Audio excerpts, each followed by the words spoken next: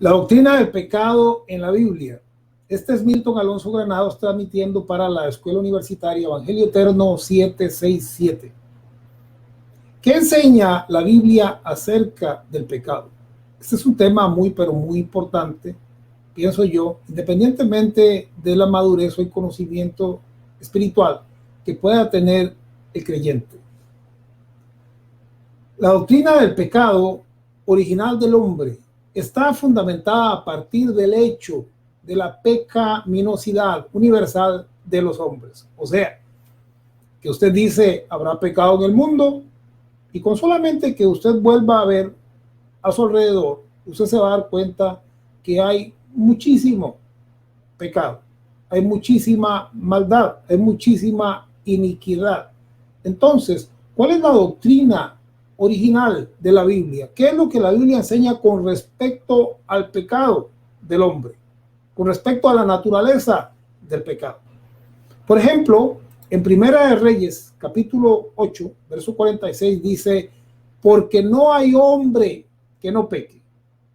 Entonces, si comenzamos por ahí, tendríamos que aceptar que todo ser humano es un ser humano que peca, que falla, que erra al blanco, que se equivoca, que comete algún tipo de falta.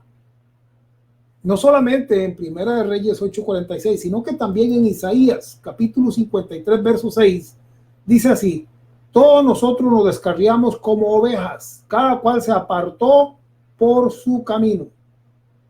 ¿Sí? O sea, como las ovejitas que salen todas corriendo, una para un lado y otra para la otra. El profeta Isaías compara de esa manera a la humanidad, o compara de esa manera al pueblo de Israel. Y dice, cada cual se apartó por su camino. En otras palabras, el hombre escoge su camino. Y cuando el hombre escoge su camino, se aparta muchas veces del camino correcto. Se descarría, se desvía. En Romanos capítulo 5, verso 12, se nos dice, por tanto, como el pecado entró en el mundo por un hombre y por el pecado la muerte, así la muerte pasó a todos los hombres por cuanto todos pecaron. Así es como el apóstol Pablo describe la situación con respecto al pecado. O sea, el pecado entra al mundo por un hombre. Y entonces, a través del pecado pasa la muerte o la separación a todos los hombres. Así la muerte o la separación pasó a todos los hombres por cuanto todos pecaron.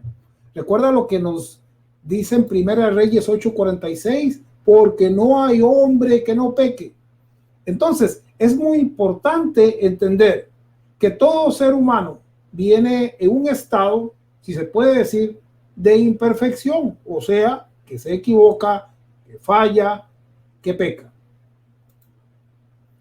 En Salmo 130, verso 3, dice, si mirares a los pecados, ¿quién, oh Señor, podrá mantenerse? O sea, que si en la justicia divina Dios juzgase al hombre en base a esa justicia plena, ¿quién podría? Dice el salmista, ¿quién podría mantenerse? ¿Quién estaría en pie? Si Dios nos mirase en conformidad a nuestras debilidades, a nuestras imperfecciones, a nuestra humanidad, a nuestras faltas, a nuestros errores, ¿quién, oh Señor, podrá mantenerse? Romanos 3:22. Este es un tema muy interesante porque el apóstol Pablo habla de los judíos. Los judíos eran quienes se sentían protegidos por el pacto, por la justicia, por la redención de su Señor. Entonces ellos, de alguna manera, al ser hijos de Abraham, decían, somos salvos. Estamos en salvación porque somos escogidos y somos elegidos. Luego, por otro lado, estaban los gentiles, que ellos decían, bueno, nosotros no tenemos ley, no tenemos pacto, no tenemos pecado, porque a nosotros no se nos dio la ley. Entonces el apóstol Pablo en Romanos capítulo 3, verso 22 dice, porque no hay diferencia. Escuche, porque no hay diferencia. Verso 23, por cuanto todos pecaron y están destituidos de la gloria de Dios. En el verso 19 del capítulo 3 de Romanos dice, para que toda boca se cierre. ¿Sí? Para que toda, no para que unos, sino para que toda boca se cierre, tanto judíos como griegos, tanto judíos como gentiles, por cuanto todos pecaron, están destituidos de la gloria de Dios, para que toda boca se cierre y todo el mundo quede bajo el juicio de Dios. La Biblia al día nos dice así en Job capítulo 15 verso 14. ¿Qué es el hombre para creerse puro y el nacido de mujer para alegar inocencia? ¿Sí? Porque los gentiles negaban o se creían inocentes. Al no tener ley, no transgredían, no había pecado. Y los judíos también se creían inocentes porque al estar bajo un pacto de redención y de salvación, pues estaban bien. Y por eso el apóstol dice, todos están destituidos. Que toda boca se cierre. Todo el mundo quedó bajo juicio. Y en Job dice, ¿qué es el hombre para creerse puro? Estamos hablando creernos puros por nuestra justicia propia, por nuestros propios medios, así como se creían algunos gentiles, que ellos decían, bueno, ¿y pecado de qué? Si nosotros no pecamos de nada, no teníamos ley, no hemos infringido ninguna ley, así es que estamos bien, aquí no hay ninguna maldad, no hay pecado, estamos perfectos. Así se lo creían por ellos mismos, no era algo que ellos creyesen porque entendían o conocían la justicia de Dios, sino que literalmente ellos decían, no hay ley, no hay pecado. Y en Job se nos hace esta pregunta interesante, ¿qué es el hombre para creerse puro? Y el nacido de mujer para alegar inocencia. No podemos, amados, alegar inocencia por nuestros propios medios. No podemos creernos puros por nuestros propios medios porque sencillamente eso sería engañarnos y faltarnos a la inteligencia de nosotros mismos. ¿Sí? Nuestra inteligencia dice que no somos perfectos, que nacimos en debilidad, que fallamos y erramos y que la justicia solamente viene de parte de Dios como un propósito. No somos quien para por nosotros mismos decir yo soy puro, a mí no me hablen de nada porque yo no tengo que ver nada, yo no soy judío, yo no tengo la ley, yo nací sin pecado. Sí, hay muchas cosas que en formas espirituales podríamos nosotros decir, pero en la realidad de las cosas entendemos que por nosotros mismos no podemos adjudicarnos justicia, no podemos apelar y decir somos perfectos porque yo no me equivoco, porque yo no fallo, porque, bueno, dice Job, que es el hombre para creerse puro y el nacido de mujer para alegar inocencia. Gálatas capítulo 3 verso 22 dice, mas la escritura lo encerró todo bajo pecado. Mas la escritura lo encerró todo bajo pecado. Por eso que aquella persona que es creyente, que cree en la Biblia, que cree en Dios, tiene que darse cuenta que la escritura lo encerró todo bajo pecado. Ante Dios no existe diferencia, sea la persona judía, romana o gentil, todos han quedado destituidos de la gloria de Dios, razón suficiente por la que toda boca debería callar y anhelar su salvación. La Biblia, Dios habla hoy, nos dice así acerca del Génesis, capítulo 6, verso 5. El Señor vio que era demasiada la maldad del hombre en la tierra y que éste siempre estaba pensando en hacer lo malo. Aquí estamos hablando de la naturaleza humana. Estamos hablando del pecado original, del pecado en la humanidad, del pecado según la Biblia, para entender nuestra naturaleza y entender también la naturaleza divina y la naturaleza de la justicia divina. En este pasaje se dice que el pensamiento del hombre era continuo solamente en hacer lo malo. En el verso 6 de Génesis, capítulo 6 dice, y le pesó haber hecho al hombre con mucho dolor. Lo que quiere decir es que hubo dolor en el corazón de Dios a la hora de mirar el sufrimiento o aquello que estaba atravesando el hombre. Por supuesto, todo esto tenía un plan y un propósito. Nada de esto es casualidad, pero a Dios le dolió. Como un buen padre, él sintió pesar y sintió dolor al ver que el hombre atravesaba por toda esta situación de desvío. Proverbios capítulo 22 verso 15 dice, la necedad está ligada en el corazón del muchacho. O sea, el hombre solo pensaba en hacer lo malo. Y Proverbios dice, es que la necedad viene ahí ligada, es que la necedad viene ya ligada al corazón del muchacho, del hombre, del joven. Eso lo hemos traído, es parte de la naturaleza humana. Tanto es así que en Salmo capítulo 58, verso 3 dice, se apartaron los impíos desde la matriz, se descarriaron, hablando mentira desde que nacieron.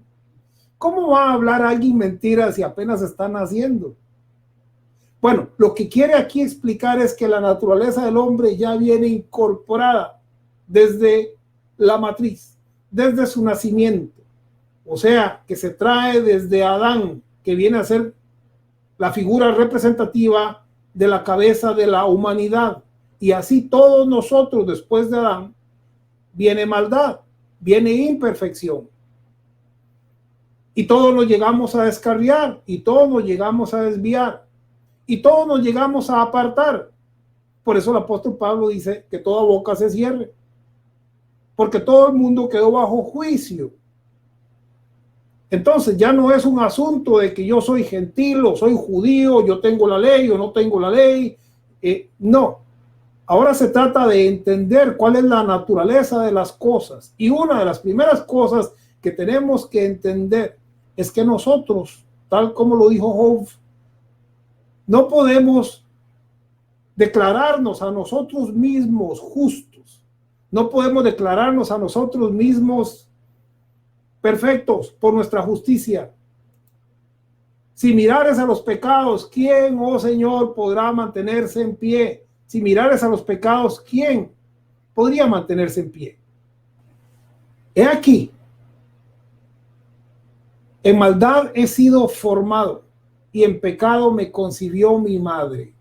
Eso dice el Salmo 51:5. Otra vez, lo que nos quiere decir acá es que la naturaleza del hombre viene a ser de continuo en la maldad desde el vientre de su madre, desde que nace, se desvía y se separa. Eso es lo que habla la Biblia acerca del pecado, acerca de la maldad.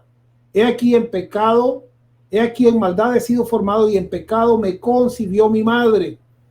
Isaías 64, verso 6 dice, y caímos todos nosotros como la hoja. Oiga, qué interesante la forma en que lo dice el profeta. Todos nosotros caímos como la hoja. ¿Sí? Las hojas caen de los árboles y dice, todos nosotros caímos como la hoja y nuestras maldades nos llevaron como viento. ¿Sí? Así como el viento se esparce, así la maldad, la humanidad, la naturaleza adánica nos arrastró a todos, a toda la humanidad. El verso 7 dice, nadie hay que invoque tu nombre, que se despierte para apoyarse en ti. ¿Cómo vamos a despertarnos si nosotros estamos dormidos y solamente hay uno que nos puede despertar? El hombre por sí solo no puede despertarse. si somos comparados como un muerto espiritual, una persona que está dormida, porque la Biblia dice, levántate tú que duermes de entre los muertos. Sí, si usted va a un cementerio y le predica a alguien que reciba a Cristo, ningún muerto se va a levantar porque está muerto. Y esto es lo que dice Isaías. Nadie hay que invoque tu nombre, que se despierte para apoyarse en ti. Por eso nuestro apoyo, quien nos ha despertado, la gracia, la justicia, la justificación, la redención, la perfección, viene del Padre Eterno. Es prueba también de la necesidad absoluta de la regeneración. O sea, cuando vemos tanta maldad en el mundo, tenemos que entender que entonces se necesita una solución, se necesita una regeneración, se necesita un cambio, se necesita una transformación, porque las cosas no pueden seguir de mal en peor. Entonces, cada uno de nosotros necesitamos encontrarnos con una regeneración, con una transformación. Primero entendemos cuál es nuestra naturaleza humana y luego ahora entendemos cuál es nuestra identidad espiritual. Pero para que eso suceda tenemos que ser transformados. En Juan capítulo 3, verso 3 dice, respondió Jesús y le dijo, de cierto te digo, que el que no naciere de nuevo no puede ver el reino de Dios. Algunos dicen, ya no hay que nacer de nuevo. ¿Por qué? Porque ellos creen que son justos ante sus ojos y ellos se declaran inocentes por sí mismos. Sin embargo, no es esa la doctrina que está en la Biblia para los que creen en la Biblia y tienen la Biblia como fuente de autoridad. Todavía el hombre necesita ser regenerado, todavía el hombre necesita ser transformado. La Biblia, el libro del pueblo, nos dice así en 2 Corintios 5:17. El que vive en Cristo es una nueva criatura. Lo antiguo ha desaparecido. Esto es regeneración. Lo antiguo ha desaparecido. Un ser nuevo se ha hecho presente. Qué maravilloso es cuando nosotros primero entendemos una naturaleza de debilidad, de flaqueza, de separación, de angustia, de imperfección, y luego nos damos cuenta que en Cristo hay una nueva creación, que en Cristo lo antiguo desaparece y un ser nuevo se hace presente. Ese ser nuevo es la fe de Cristo.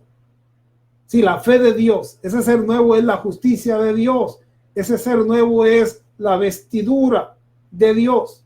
Ese ser nuevo es Cristo formado en nuestras vidas. Ese ser nuevo es la sabiduría de Dios en nuestras vidas. Ese ser nuevo es la imagen y semejanza del nuevo Adán en nuestras vidas.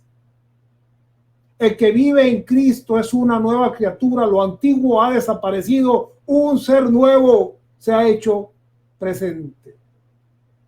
Y les dejaré conocer un nuevo nombre, un nombre el cual solamente el que lo recibe lo conocerá. Nombre, identidad, sello de Dios, nueva creación. Un ser nuevo se ha hecho presente.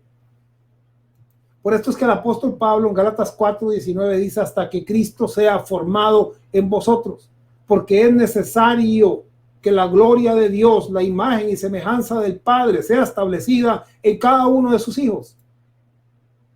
Gálatas 6:15, porque en Cristo Jesús ni la circuncisión vale nada, ni la incircuncisión, sino una nueva creación. Muchas gracias. Este es Milton Alonso Granados, transmitiendo para la Escuela Universitaria Evangelio Eterno 767.